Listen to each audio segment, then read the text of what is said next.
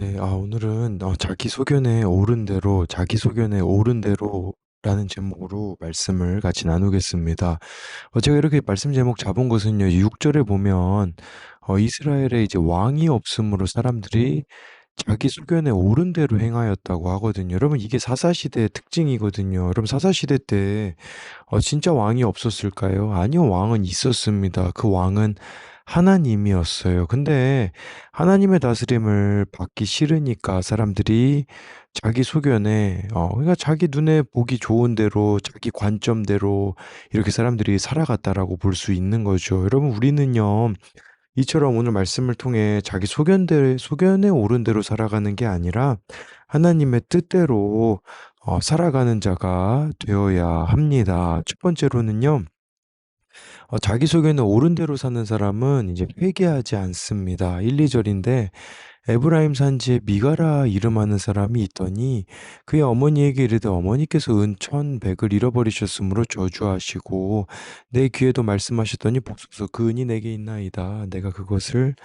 가졌나이다 하니 그의 어머니가 이르되 내 아들이 여호와께 복받기를 원하노라 하니라.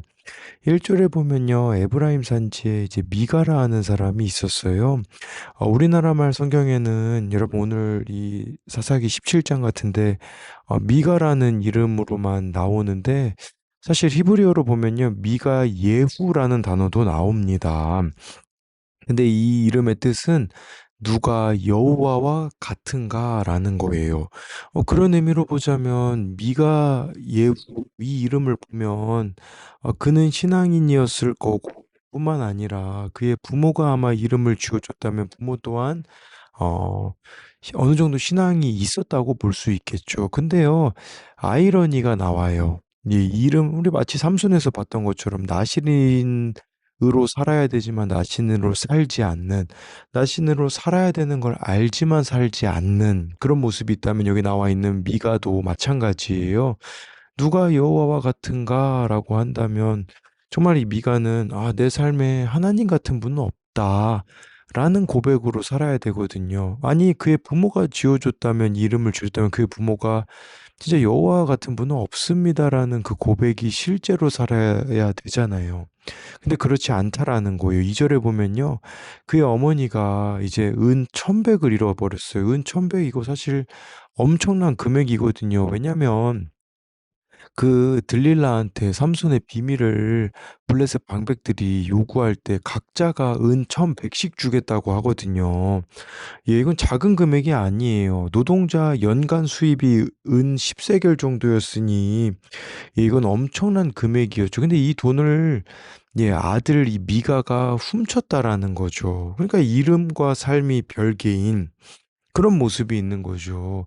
이 어머니도 마찬가지예요. 그래서 이 아들이 이제 결국은 이야기를 해요. 왜냐면 이 2절에 보면 이 어머니가 저주한 내용 때문에 그러니까 저주가 자기에게 임할까 봐 이렇게 어머니한테 이실직고를 하죠. 그랬더니 이 어머니의 반응은 뭡니까? 아니 정상적인 어머니라면 이렇게 은 1,100 작은 금액도 아니잖아요. 이거를 자기 아들 미가가 훔쳤다면 뭐 혼내던가 훈계를 하던가 뭐 그래야 되는데 그런 게 전혀 없어요. 그러면서 5절에 뭐라고 이제 오히려 뭐라고 2절에 이야기하냐? "내 아들이 여호와께 복받기를 원하노라."라고 이렇게 말해 주고 있어요. 그러니까 아들의 도둑질을 알게 된 어머니는 아들을 책망하지 않죠.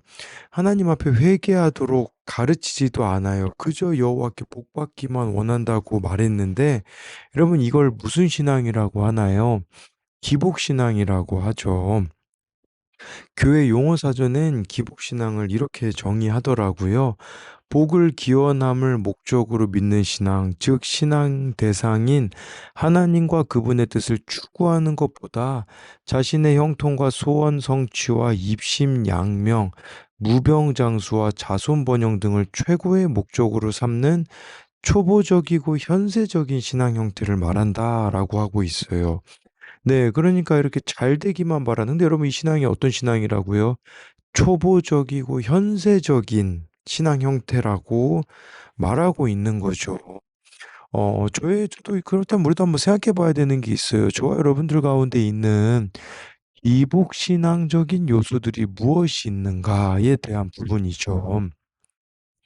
저는 이제 제가 어제 청소년부 아이들하고도 좀 나눴는데, 저에게 있어서 이런 좀 기복신앙적인 요소는 뭐냐면, 저희 교회 이제 연합수련회를 하거든요. 그런데, 예, 이제 뭐 헤리티지 매스콰이어라는 팀도 없고요. 다른 교회에서도 이제 와서 같이 수련회를 하게 되는데, 저의 이런 기복신앙적인 요소는 뭐냐면, 무조건 우리 교회 성도들이 많이 참여해야 된다라는 부분들이에요. 왜냐면 이들이 많이 참여해 줘야지만, 이제 내가 그래도 뭔가, 예, 괜찮은 사람이라는 그런 부분들이 있는 거죠. 근데 이 수련회를 진짜 잘 준비하는 거는 뭘까요?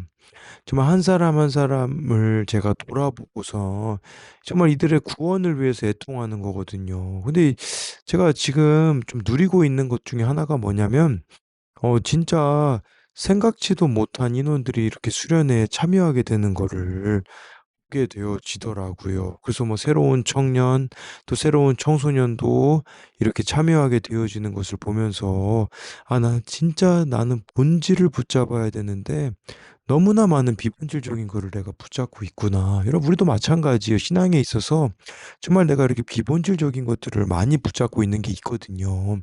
그게 저와 여러분들에게 기복신앙적인 요소들일 수 있다라는 거죠. 여러분, 이 기복신앙에는 빠져 있는 게 있어요. 그게 뭘까요? 회개입니다.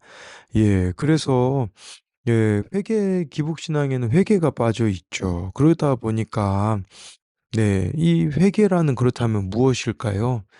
예, 말씀의 가르침, 말씀의 원칙으로 돌아가는 거라고 볼 수 있어요. 이 당시에 여러분 누가 이렇게 물건을 훔치면 말씀에는 뭐라고 기록되어 있냐? 20%를 더해서 배상해야 되고요. 성막에 가서 제사장들을 통해 제사를 드려야 됐어요. 근데 이런 것에 대하여서는 절차나 모든 것이 다 생략이 되어져 있는 것을 보게 되어지는 거죠. 예, 왜 그랬을까요? 예, 이 어머니에게는 아들 미가가 너무 중요했기 때문이거든요. 여러분, 근데 이것은 자녀를 병들게 만드는 거라는 것을 아셔야 됩니다. 말씀을 무시하고 자녀를 사랑한다. 그게 여러분, 정말 자녀를 병들게 만드는 것이라는 것을 알아야 하죠. 네, 계속해서 이렇게 3절부터 5절을 보면요. 미가가 은 천백을 그의 어머니에게 도로 주매 그의 어머니가 이르되 내가 내 아들을 위하여 한 신상을 새기며 한 신상을 부어 만들기 위해 내 손에서 이 은을 여호와께 거룩히 드리노라. 그러므로 내가 이제 이 은을 내게 도로 주리라. 미가가 그 은을 그의 어머니에게 도로 주었으므로 어머니가 그 은 200을 가져다 은장색에게 주어 한 신상을 새기고 한 신상을 부어 만들었더니 그 신상이 미가의 집에 있더라. 그 사람 미가에게 신당이 있으므로 그가 에봇과 드라빔을 만들고 한 아들을 세워 그의 제사장으로 삼았더라. 예, 그랬을 때 여기 보면요. 먼저는 3절에 보면 이 어머니가 거짓말하고 있는 내용이 나와 있어요. 네, 왜 그러냐면 은 1,100을 어머니한테 돌려줬을 때 그 어머니가, 예, 내가 이 은을 여호와께 거룩히 드린다 하면서 이 은을 내게 도로 주리라고 했거든요. 1,100을, 네, 여호와께 거룩히 이제 드리겠다고 했는데 4절에 보면 실제로는 은 200만 가져다가 줬어요. 그러니까 900세계를 빼고 준 거죠. 왜 그랬을까요? 처음에 바치고자 했던 액수가 아깝게 느껴져서 마음을 바꾼 거죠. 그리고 신앙이 여러분 여기 3절부터 5절을 보면 얼마나 짬뽕이 되어져 있는가 보세요. 3절에 신상을 만들겠다고 하죠. 4절에 보니까요. 정말 신상을 새기고 부어 만들었고 이게 미가의 집에 있어요. 그러니까 미가의 집에 개인 신당이 있는 거 이거 말씀을 범하는 거라고 볼 수가 있겠죠. 그리고 여러분 에봇과 드라빔, 에봇은 뭐 에봇을 왜 자기가 만듭니까? 이것은 뭐 하나님의 뜻을 그렇게 분별하는 데 필요한 부분이기도 한데요. 거기다 드라빔, 이 드라빔은 우상이죠, 사실. 그러니까 이렇게 짬뽕, 신앙이 짬뽕 되어 있다라는 걸 보여주고 있고요. 그리고 이 미가가요, 5절에 보면요, 한 아들, 자기 아들을 세워가지고 있잖아요. 제사장으로 삼아요. 아니, 이게 제사장은요, 레위 지파 사람들만 할 수 있거든요. 아론의 후손만 할 수 있거든요. 근데 에브라임 지파 사람이 자기 아들을 자기 맘대로 제사장으로 삼는 것은, 예, 이게 참 어리석은 짓이죠. 예, 왜 이런 짓을 행할까요? 6절에 보면 나와 있어요. 그때는 이스라엘에 왕이 없었으므로 사람마다 자기 속에는 옳은 대로 행하였더라. 이렇게 신앙이 짬뽕된 이유, 하나님이 왕이 아니시기 때문이, 하나님이 주인이 아니었기 때문에 그러하다라고 볼 수가 있는 거죠. 이들이 자기 소견에 옳은 대로 행하였다. 여러분, 하나님은 지금 우리가 사사기 보면요, 계속 이스라엘 백성과 함께하고 계셨어요. 근데 문제는 뭡니까? 이스라엘 백성이 가나안 문화에 동화되어 하나님을 더 이상 섬기지 않았기 때문에 왕이신 하나님이 얼굴을 가리실 수밖에 없었다라는 것을 보여주고 있어요. 그래서 이것에 대한 두 가지 적용 질문은, 나에게 있는 기복신앙적인 요소들은 무엇이 있습니까? 이게 말씀에 근거한 게 아니라, 네, 그렇게 우리가 정말 이렇게 생각하고 있는 잘못된 그런 신앙적인 요소들이 무엇이 있는가를 묻는 거고요. 최근에 내가 말씀이 아닌 내 소견에 옳은 대로 행한 일은 무엇입니까? 그래서 내 마음대로 행한 거, 내 생각이 옳다고 여기서 행한 거, 그런 것들이 무엇이 있는가를 묻는 거죠. 두 번째요, 자기 소견에 옳은 대로 사는 사람은 궤도 이탈을 합니다. 7절 8절인데요. 유다 가족에 속한 유다 베들레헴에 한 청년이 있었으니 그는 레위인으로서 거기서 거류하였더라. 그 사람이 거주할 곳을 찾고자 하여 그 성읍 유다 베들레헴을 떠나가다가 에브라임 산지로 가서 미가의 집에 이름에, 유다 가족에 속한 유다 베들레헴의 한 레위 청년이 있었어요. 그는 거주할 곳을 찾기 위해 유다 베들레헴을 떠나 에브라임 산지 미가의 집에 이르렀다라는 거죠. 그렇다면 레위인인 이 청년이 지금 방황하고 있다라는 건 뭘 의미하고 있을까요? 이것은 먼저는 이스라엘 백성이 하나님께 온전한 11조를 드리고 있지 않다라는 걸 보여주고 있는 거겠죠. 그래서 지금 이 레위인은 11조로 먹고 살았기 때문에 이들이 방황하고 있다라는 것은 이스라엘 백성들이 11조를 안 드렸다라는 거죠. 왜 11조를 이들은 안 드렸을까요? 11조는 여러분 신앙 고백이고요. 하나님이 나의 주인이십니다. 물질의 주인이십니다라는 고백이거든요. 근데 그 고백이 이스라엘 백성들 가운데 사라져 버렸다라는 거죠. 그리고요, 당시 이스라엘에서 하나님께 드리는 제사가 제대로 이루어지지 않았기 때문에 이들이, 레위인인 이 청년이 방황했다라는 거죠. 안타까운 것은요, 이 레위인도, 예, 원래 지켜야 되는 유다 베들레헴이 있었거든요. 떠나지 말아야 되는 유다 베들레헴이 있었거든요. 유다 베들레헴이 무슨 뜻입니까? 여러분들이 룻기에 보면 나와 있듯이 이제 나오미가 유다 베들레헴을 떠나잖아요, 가족들하고. 유다 베들레헴은 찬송의 떡집이에요. 떠나지 말아야 될 찬송의 떡집이 있었었는데 이 청년이 떠났다라는 거죠. 여러분, 이게 궤도 이탈하는 거예요. 있어야 할 자리를 벗어나는 거. 예, 그게 궤도 이탈이죠. 그런 의미에서 내가 있어야 할 자리인데 지금 벗어나 버리고 싶은 자리, 박차고 나오고 싶은 자리가 우리에게는 무엇이 있는가를 한번 생각해 봐야 합니다. 10절부터 12절인데요. 미가가 그에게 이르되 내가 나와 함께 거주하며 나를 위하여 아버지와 제사장이 되라. 내가 해마다 은 열과 의복 한 벌과 먹을 것을 주리라 하므로 그 레위인이 들어갔더라. 그 레위인이 그 사람과 함께 거주하기를 만족하게 생각했으니 이는 그 청년이 미가의 아들 중 하나같이 됨이라. 미가가 그 레위인을 거룩하게 구별하며 그 청년이 미가의 제사장이 되어 그 집에 있었더라. 여러분, 10절부터 12절을 보면요, 뭘 알 수 있냐? 말씀을 벗어난 그 궤도 이탈이 여기에 나와 있어요. 여러분, 이 말씀에 보면 얼마나 이것이 말씀을 벗어난 행동인가가 나와 있어요. 여러분, 이 레위인 청년, 이런 무조건 레위 지파 사람이라고 해서 제사장은 아니었습니다. 그중에 아론의 후손이어야지만 제사장이 될 수 있어요. 그런데 여러분 사사기 18장 30절에 보면요. 이 사람은요. 아론 자손이 아니었었어요. 그리고 이 사람은 청년이라고 나오잖아요. 11절에도 보면 청년이라고 이 레위인이 나와 있는데 율법에 의하면 제사장은 30세에 취임하거든요. 이 사람은 아직 제사장이 될 만한 나이가 아니었다라는 것을 말해주고 있죠. 12절에 미가가 뭔데 도대체 이 레위인을 있잖아요. 자기 집의 제사장으로 삼느냐라는 거죠. 자기 집의 제사장으로 삼는 것도 말씀을 벗어난 것이고, 미가 자신이 제사장을 임명하고 있는 것도 말씀을 벗어난 궤도 이탈이 여기에 나타나 있다라는 거죠. 근데 여러분 이것이 지금 뭐 사사 시대에만 일어나는 일입니까? 지금 우리가 살고 있는 시대에 일어나는 일이죠.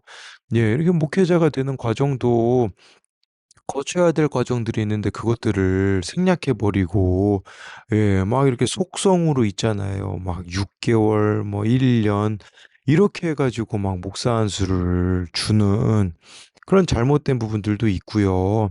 오죽하면 여러분 이 시대 목회자들이 하는 말 중에 하나가 뭔지 아세요? 기본만 해도 대단한 거다. 기본만 하자라는 말을 해요. 그게 무슨 말일까요?